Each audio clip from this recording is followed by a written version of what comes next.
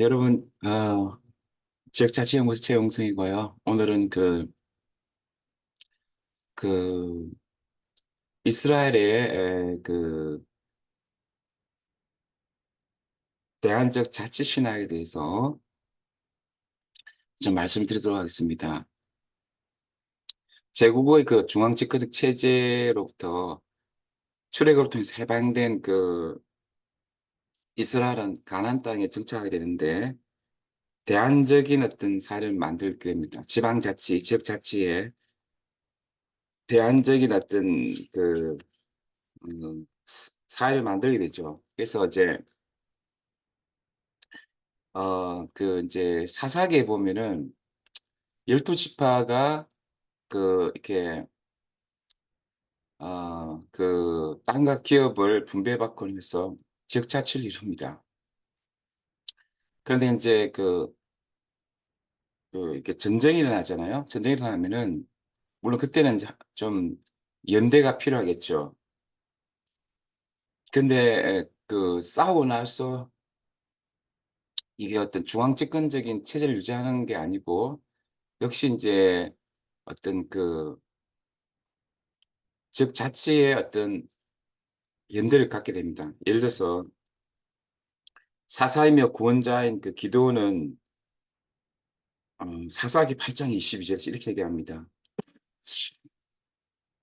전쟁에서 이제 방어 전투를 하는데 그래서 이제 성공을 합니다. 그러면서 사람들이 이제 왕의 칭호를 이렇게 이제 제안하자, 나는 왕이 안 되겠다.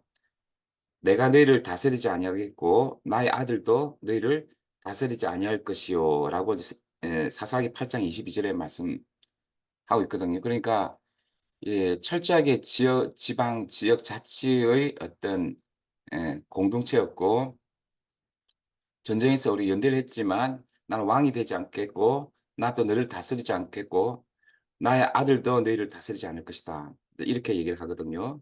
그러니까, 그러니까 이제, 이, 이런 어떤 지역 자치의, 지방 자치의 자율적인 평등적 형식의 이 대칭사에, 는 철저히 그들이 이제 중앙 집권적 압제를 받았던 이집트의 통치 방식은 다른 거죠. 그런데 이제 BC 이제 10세기경에 있어서 사실은 이제 중앙화가 되는 왕국 체제를 갖게 됩니다. 그래서 이제 물론 이제 이 이유는 해양 민족인 블레셋의 갈등도 있었고요. 어, 또 약간 올리브 및 포도 재배 등과 관련해 가지고 그 시장을 위한 자급자족적인 경제 개방과 더불어 사직 계층화 경향을 띠면서 약간 소수 부유 계층이 어, 어떤 효과적인 어떤 무역을 위해서 또 정치 안정화를 위해서 정치의 중앙집권적인 지도를 조금 요구하는 그런 사람도 있습니다. 어쨌든 여러 가지 필요해서 이스라엘은 이제 왕을 이제 용어하게 되는데 하나님이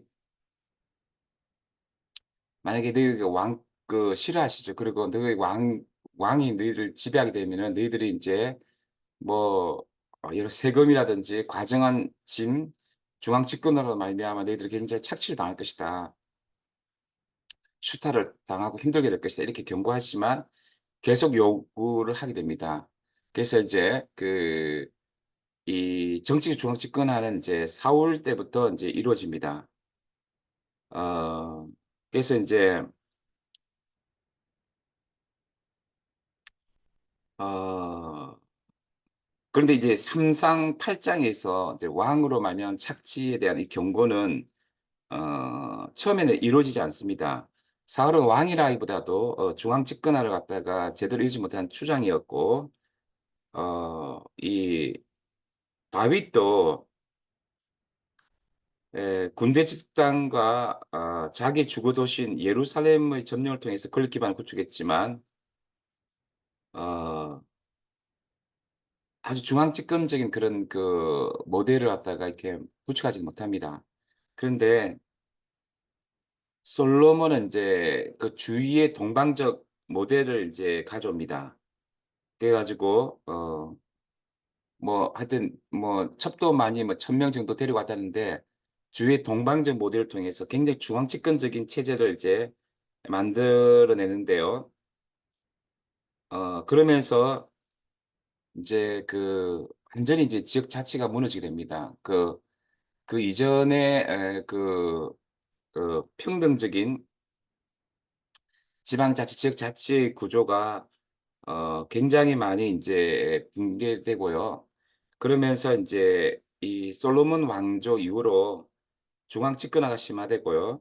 이로 말미암아 이득을 보는 관리들, 군대, 사제들도 생기고요. 어떤 이들을 통해서 제왕과 성전 신학이 더 강화되고요.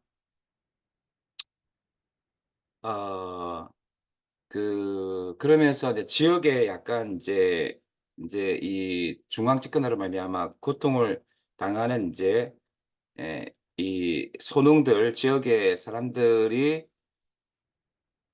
약간 이제 저항을 하게 되고 저항 신학이 좀 있게 돼요. 지역 자치의 신학들이 또 있게 됩니다.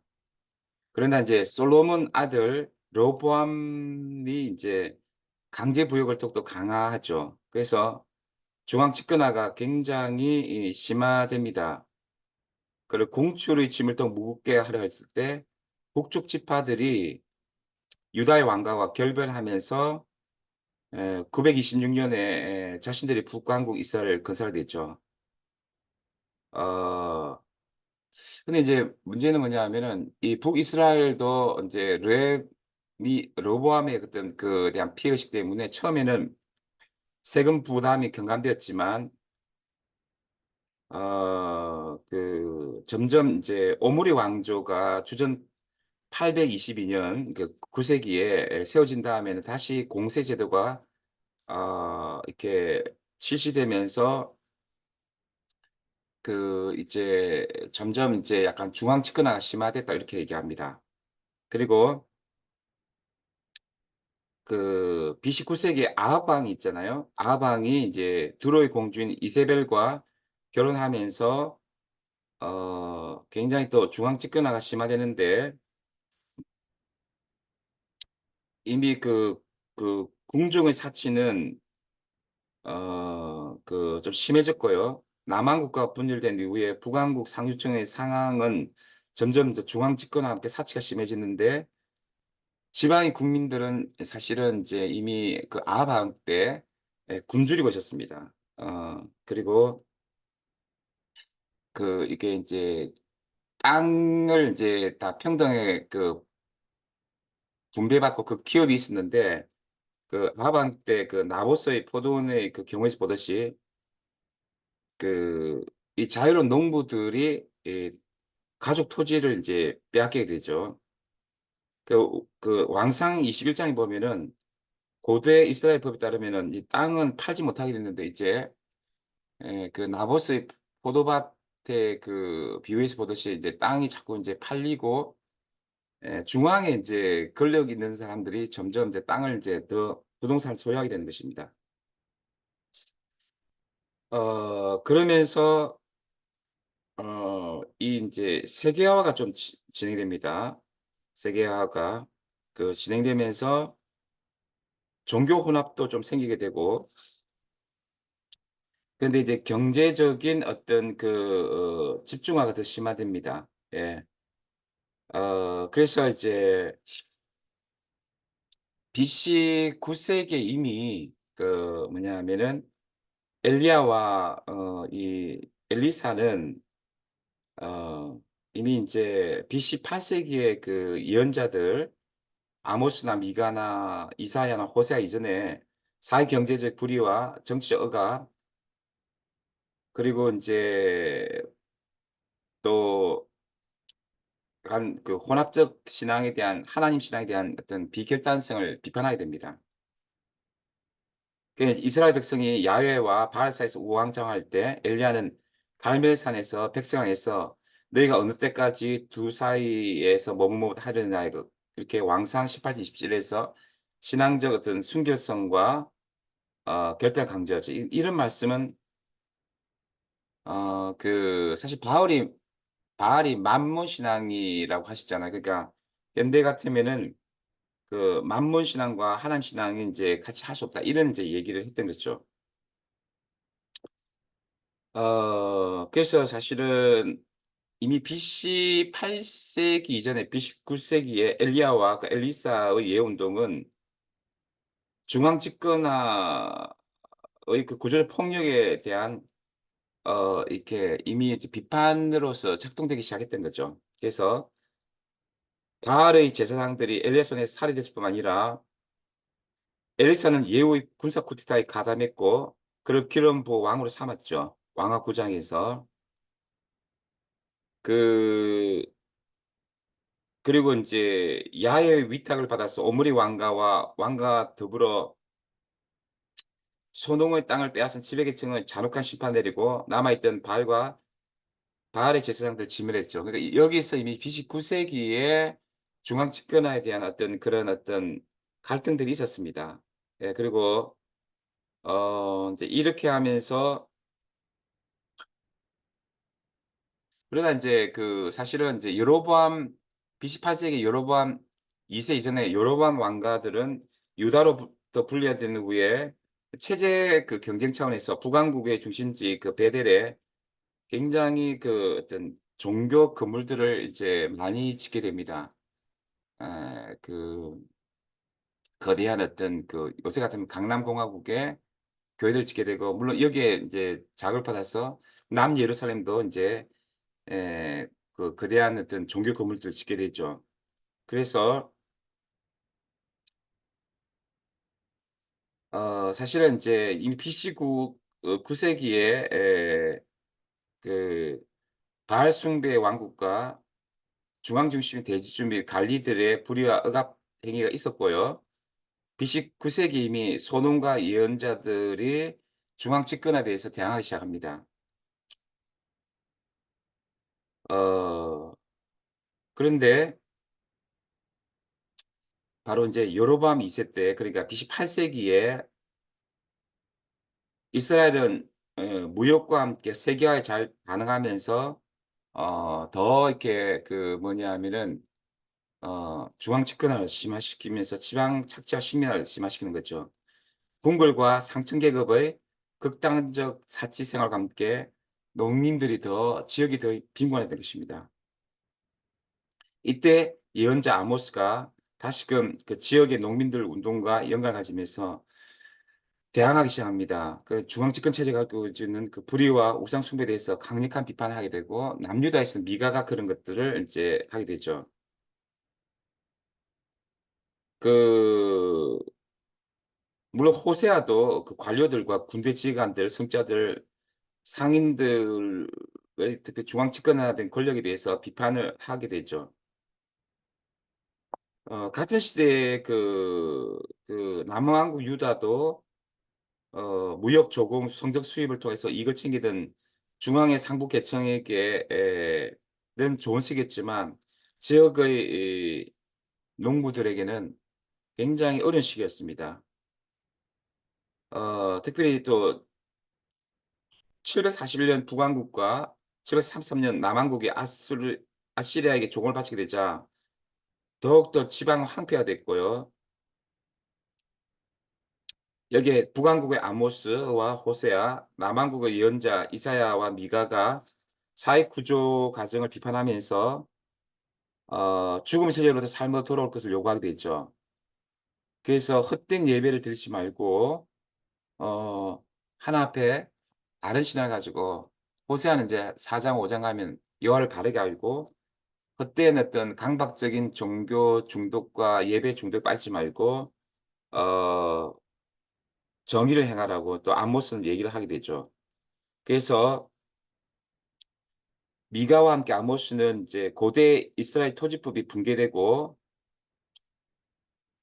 부자들에 의한 대부권과 저당권의 이제 내용을 쭉 공격 대상을 했고 지방의 빈곤화와 식민화대해서 빈민화대해서 막 비판하게 되죠.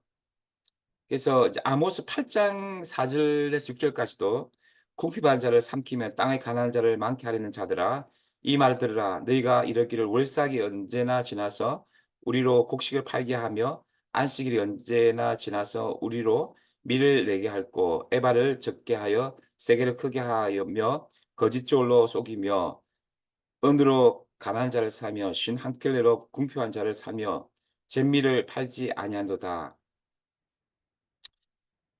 사실은 이제 아모스 5 장에도 있듯이 상위 계층은 지역의 재판을 지배하고 조작했기 때문에 가난한 자들의 권리를 빼앗았고요. 이런 구조적 폭력을 이용해서 중앙에 있는 자신의 궁전에 보물을 쌓았고 화려한 생활을 했죠. 그래서 아모스 3장 10 절에 나타나고 있고요.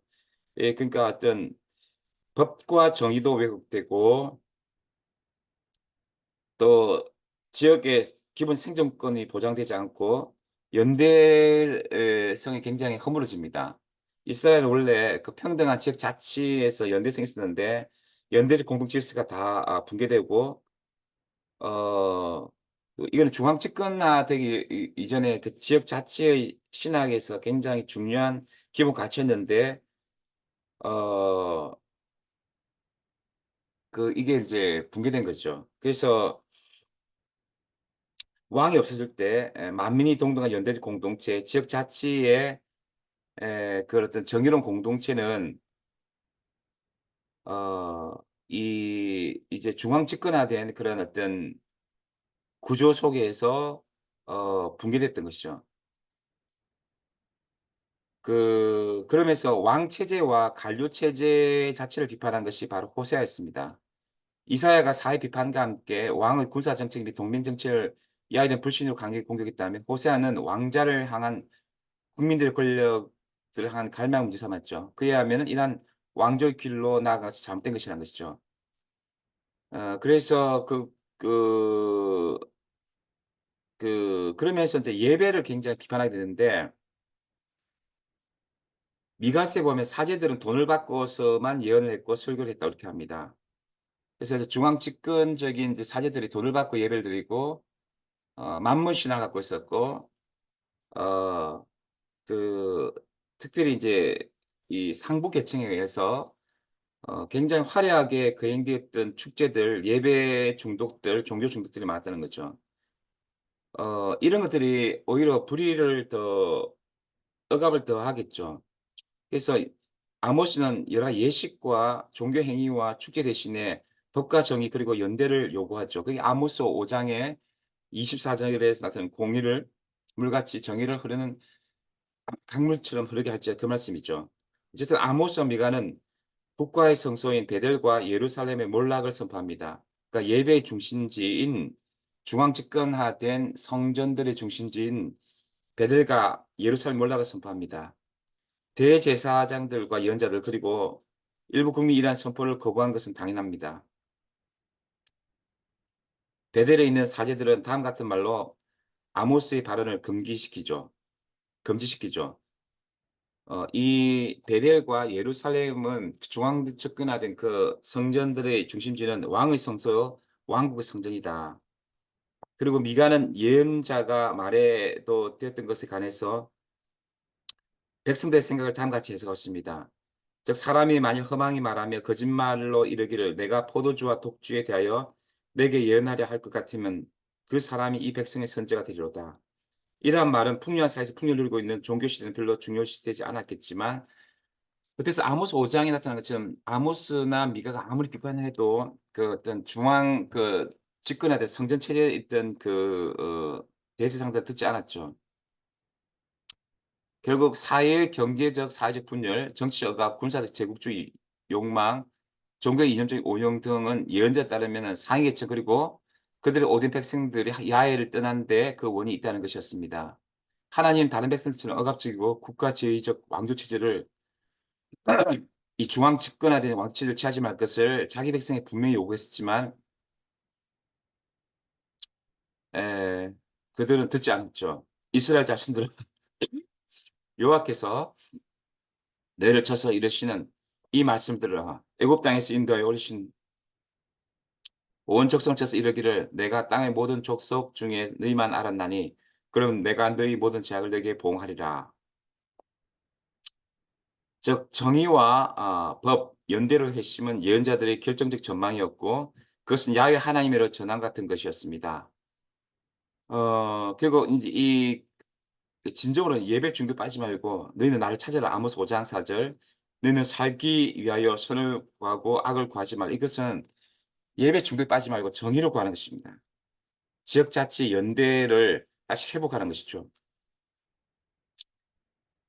어 그러나 이런 개혁, 정의를 위한 어떤 그 부르짖음은 어 시도됐지만 결국은 인제 그 아모스 5장 1 절에 나타난 것처럼 주전 20백 722년 북왕국이 아시리아에서 망합니다. 그리고 많은 북이스라엘인들이 남쪽 유다로 도망쳤죠. 그들 가운데 호세아와 그 제자도 있었습니다.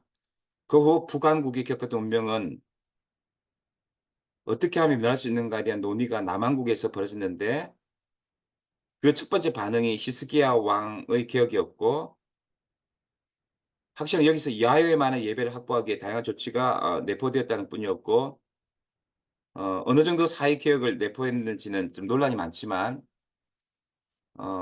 이한 달리 720년 요시야 왕의 그 시기에 어 그 야훼의 독점적 예배와 사회적 정의의 통일성을 이제 말하게 되죠. 여기서는 자유한 토지 소유자들이 자신의 자유의 기초를 회상하고 있죠. 야훼가 그들을 이집트의 노예 집에서 인도해냈다는 것이죠. 이러한 자유 보존을 위해서 그들은 어떤 다른 신도 섬겨서는 안 되고 그래서 그 인간 세력에서 조작되어서는 안 되고 하나님 상도 만들 수 없고 안식을 엄격하게 지켜야 되고 가족의 연대성 기초에서 노인들 돌봐야 하고 같은 민족에서 공개적인 방식이나 순교적 폭력을 통해서 생명, 권리, 경제적 기초에 취해서는 안 된다는 것이었죠. 하여튼 이제 이런 어떤 것이 인제 사실은 이스라엘에서 대안적인 지역 자치 신학과 신앙이 있었지만 탈애굽 로마 제국주의 애굽 제국주의에서 중앙집권 질서에서 벗어나서 평등적 지역 자치의 어떤 신앙을 가졌지만 그 후에 계속 이제 BC 10 세기, 9 세기, 8 세기 이렇게 넘어가면서 인제 지역 자치의 신앙과 신학이 어떻게 분리됐는지를 어 평등적 연대 신앙과 신학이 어떻게 분리되는지를 갖다가 보여주는 것이라 할 수 있겠습니다. 네 지금까지 지역자치연구소의 최용성이었습니다.